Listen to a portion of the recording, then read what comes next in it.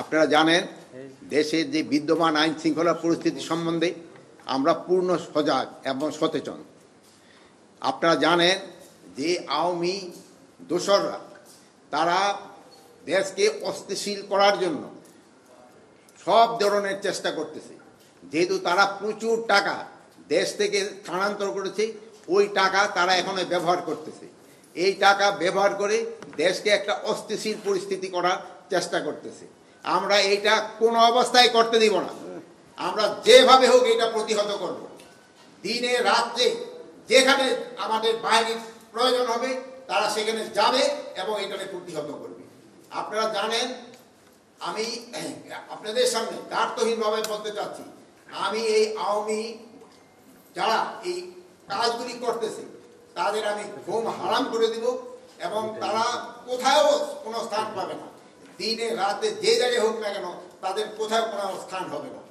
আরেকটা আমি আপনাদের কাছে দ্বার্থহীনভাবে বলতেছি যে আমার বাহিনীকে আমি ইনস্ট্রাকশন দিয়েছি, তারা তাদের টহল কার্যক্রম আরো বৃদ্ধি করবে। আগামীকাল থেকে যেন কোথাও কোনো কিছু না ঘটে এই জন্য তারা ব্যবস্থা নেবে।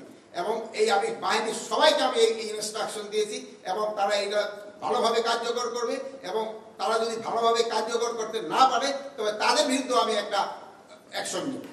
তা আপনারা দেশবাসীকে আশ্বস্ত করবেন, আইন শৃঙ্খলা পরিস্থিতি দিনে দিনে আরো উন্নতি হবে এবং এটা অবনতি হওয়ার কোনো সম্ভাবনা নাই।